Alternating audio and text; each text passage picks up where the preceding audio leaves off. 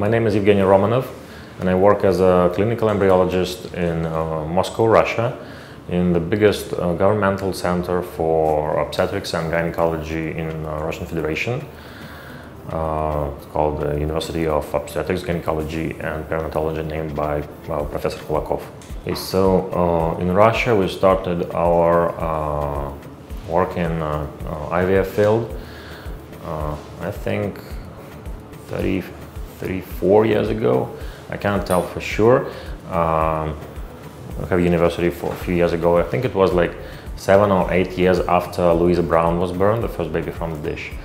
Nowadays, it's very hard to me to say for sure, but I think it's around 500 centers, IVF clinics all around Russia.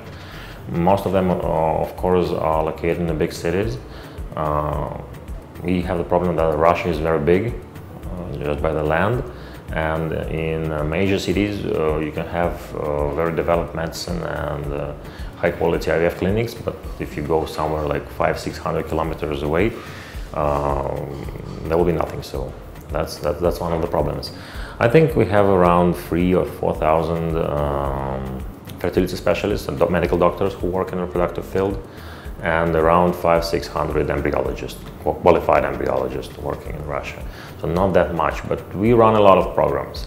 Only in my center we do 5,000 cycles a year. We have two separate laboratories, mine laboratory and one other. We both do like 2,500 cycles, IVF cycles, fresh cycles a year, which is pretty a lot. And the thing about Russia, the good thing about Russia is that our government also supports the couples by insurance who have some fertility issues.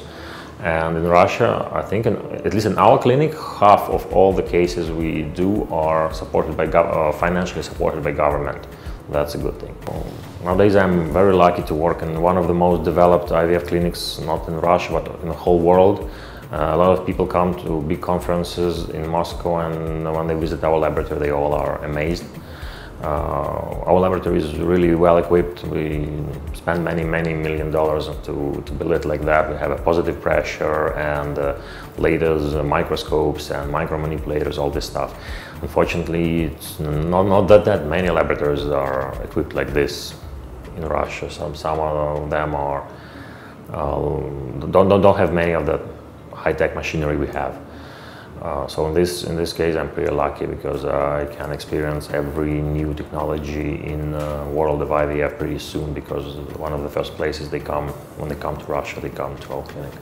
In Russia nowadays, IVF is pretty well-known method for curing the fertility issues, and first of all, again, because in Russia, government supports this. So almost everybody, they can go just on a regular clinic, not IVF clinic, just regular clinic to a regular gynecologist in the village or like small city where they live. And if they will have some fertility problems, they will give them a special, I don't know how to call it, coupon, some special prescription for to go in some big center. Again, I'm telling you, Russia is very big, and in many places they don't have IVF clinic. You need to drive for like maybe 500 kilometers, maybe even you need to take a plane. That's a big issue in Russia, because again, just because of the size of the territory. And because of the governmental support, most of the people are aware of this. They know that they can get treatment, and we don't have that much of the problem that people just don't know what to do with their problems. They go to gynecologists and they will be sent to some clinic. Sometimes, again, because most of the people from small cities, they don't have enough money and financial support just to go for IVF program. It's pretty expensive. They only can take their luck on getting this certificate from government. And mostly all of them will get it for sure, but sometimes they need to wait for like half a year or a year just in a list to get the certificate to get IVF. I think the lowest cost of IVF in Russia, and for you to understand, the Russian ruble is almost the same as Indian rupiah. You get like 65 rubles for $1 and like 70 rupees. So I will be telling the numbers in rubles, and you can convert them one to one in rupees. I think the cheapest way of IVF treatment in Russia, if you don't do any additional procedures like ICSI, IMSI, biopsy, cryoconservation, all this stuff. And this is, by the way, the one that government supports, will be 1,10,000 rubles or rupees. That's the cheapest one. Again, when you enter some new components of the treatment, like it's like a special calculator. Like you can add ICSI if there's a male problem with the male semen and the sperm is of a low quality. You can add intracellular sperm injection, or if you had previously cases with the bad result, or you have some genetic disease known in your family, you can go for PGS, PGD, genetic treatment. They all will add some additional part, so treatment can go up to like 4 lakh or so. Yeah. And again, I think in Russia it's like 50-50. 50% of people go and pay from their pocket, 50% are supported by government. Another challenge, I think many are facing it nowadays, another challenge is that we don't have a good enough connection between different clinics. So I think the same can happen in India and in many other countries. We don't have a whole specific chain of, like, I don't know, some network that will connect all the clinics, so we will know, we'll be well aware of the patients who were in other clinic before, so we can tell what kind of treatment they will need and some special details. The same, even analysis of sperm sample in Russia, it can be done in 3 different clinics, and you will have 3 very different results, very different, because people use different SOPs, different techniques. And that can be pretty tough when a person comes from other clinic and says, I don't need ICSI, for example, my sperm is good. You look at the sample and the sample is terrible. You understand that there's no way to go for a regular IVF. You need to do intracellular sperm injection, because otherwise you will not have any fertilization. So this is a big problem, that we don't have unity between the, like, unified system of, like, unified system for every procedure in IVF clinic.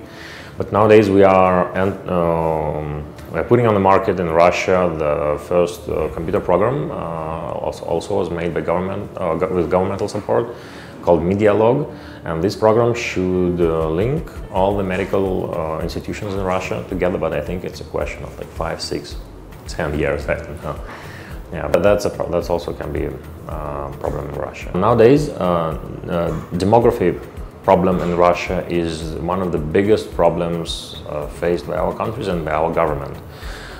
We have, I think, this program lasts for like at least 10 years already, and President Putin is about to continue this program.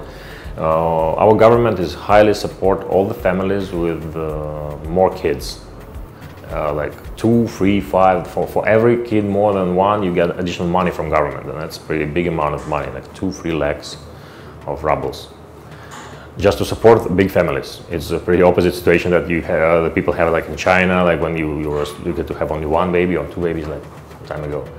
Very opposite. So we are welcoming many families with a lot of kids, and of course, as one of and a big part of this problem is treating of infertile couples. That's why, again, our government gives a lot of money just and financially support these couples.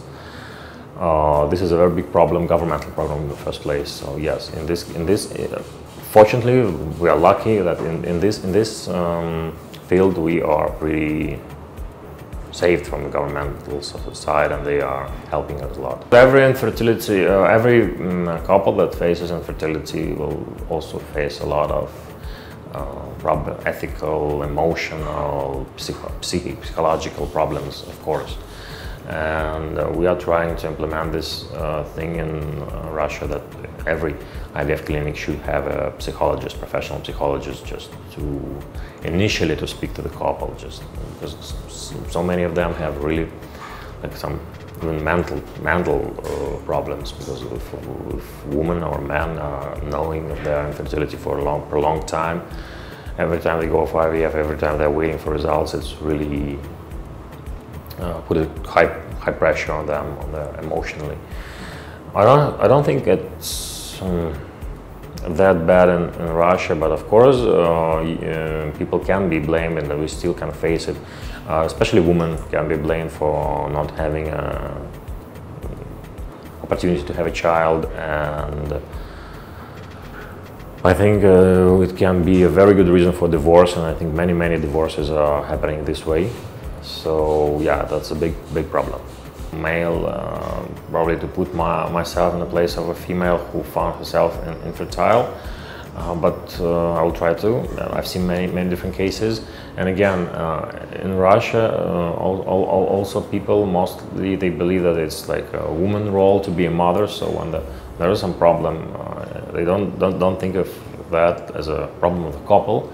It mostly will be like problem of the woman. Nowadays, of course, it's getting better and better, because people are getting more educated, and they understand that sometimes, like actually by statistics, like 50% of all infertility is male-caused infertility. So, but anyways, the more pressure will lay on the female shoulders for sure. There are a lot of cases of divorce, and I know a few cases of suicide that women comment after a few attempts in IVF clinic with no result. Just I know about the research. I will not tell you for sure the dates, and I know that the research was held in England, and what they did, they took 3,000 couples, very big one, with infertility problem, and around like 3,000 people who just already know that they have cancer. And a psychologist was speaking with a couple that know that they have fertility problem, and the couple, not couple, but the person who have cancer. And psychologists, they show that the emotional level of this emotions people have knowing that they have cancer, they actually are dying, and knowing that they are infertile is almost the same. These are two basic instincts of every human being: the instinct of reproduction and the instinct of survival. And sometimes instinct of reproduction can be even bigger than the survival instinct. That's just a biology, physiology, and of course knowing that there's a probability that you cannot leave anything behind you and you will be gone on this planet is a terrible thing. And it's terrible for both males and females. But again, in Russia, and I think all over the world, the most pressure will be put on the women's shoulder, just because it's this is a stereotype in the mind of people that it's only women is responsible for giving live birth and all this stuff. So if there is some problem, that will be a women problem. For me, I have few challenges. First of all, I already worked in the United States in the stem cell field, and I'm pretty interested in traveling around the world, working in new countries, seeing new things. So getting this diploma, like it's more known internationally, this diploma of this training, Merck Foundation training courses here in Manipal, will be more well known than my Russian diploma probably. Second of all, of course, the educational part. I work as an embryologist for almost 12 years already, but of course I forgot a lot from the theory, from the basics of biochemistry, molecular biology, molecular genetics, and all this stuff. And this program, the teachers, the professors who do lectures for us, they all are extremely high qualified, and it's very interesting to listen to them. It gives a lot of theoretical knowledge, the basement of everything. And the third, but maybe the most important reason is that we are opened already, but we are still developing it, making it better, the big training program for embryologists in Russia, because we also face the problem that there is not enough of well-qualified personnel on the market. There are only few gynecologists who know what to do in the reproductive field, and even less amount of biologists who know how to work with the human gametes. So this is a very important question for us. We build a big center, but we still are developing our training program. How should it be? What should we focus on in our training? This was really helpful and great to be here, because this program that was developed here in Manipal Academy of Higher Education, it's very good, and it's very understandable. It starts from the very basics, and even an absolutely untrained person can be sure that after 3 months they will have enough knowledge to start working as an embryologist back there in the place where we'll come back. We had a few training courses, the very small ones, and actually not very well developed. One in Moscow State University, one in St. Petersburg State University. We've had them before, I think, like for five years ago, but we never had this some specific build place specifically for embryology training. They all were based, both two places, they were based on universities and just regular course they do in university. People mostly have the theoretical knowledge without any practical skills. What is very good here in Manipal, they have a lot of mice, so you can use mice outsides, and every day you can do something practical with your hands, because embryology, it's only, the basement is theory, but the most things that you do all the day is working on these machines every day, and it's not very easy, like technically. You need to be very accurate, you need to be very precise, and you can learn how to be like that only by practicing. So in these places in Russia we didn't have that much practice. That's why when we were building our center, we were trying to make focus on the practical part, as well as I think it is done here in Manipal. That's why again it was very helpful for me. I always wondered how this program is composed of a few different parts, and they are organically go one to another. You start with the very basics. Probably the simplest thing in embryology is sperm analysis. So you start with the sperm analysis. The people, they show you how to count sperm, how to see for motility, for morphology of sperm, how to do different tests with sperm. Also, they tell you every basics, how to clean your laminar hood, how to take care of your microscope. This machine can cost like $100,000, yeah, altogether with manipulators and all the stuff. Like they're very expensive ones, and you need to know how to take care of everything in the lab, how to clean everything. All these small details, they start with them. Then you go for more simple procedures like cryoconservation of embryos, oocytes, sperm, vitrification, and thawing. You go for embryo transfer techniques and skills and everything. For every part, they have like 2-3 weeks of education in every part, so it's not like you're hurrying somewhere. This is a bad thing about, I think a bad thing about our program in Russia. It's more short, so you need to hurry all the time. You need to give a lot of information in the same small period of time. Here you have more time to learn. If you have some problems with the technical skill, you know that you will have like more 5, 6, 7, 10 days of practicing, and every day you can go to some of your colleagues, professors, teachers, and they will show you how to do something. So that's a very good thing. And of course the last part is the most most difficult one, is the ICSI, intracellular sperm injection, and ART lab. When you already have enough theoretical skills, you can be presented into a real everyday working IVF lab, ART lab. I think one of the first laboratories. They have a baby from Indonesian, India, one of the best laboratories, and you can see how the things are doing in the real working IVF laboratory. One of the best laboratories, actually. As I told before, I already work for almost 12 years in IVF field, but still I got few, like maybe 2 or 3 small details or techniques. One was how to centrifuge sperm. Centrifuging sperm is so simple, but just using a different type of tube, they get slightly better results than we do. So these small details, they really count. And the more you work, the more you understand that even the smallest details, they count a lot. So I got few technical skills that I will definitely try to implement back in my laboratory.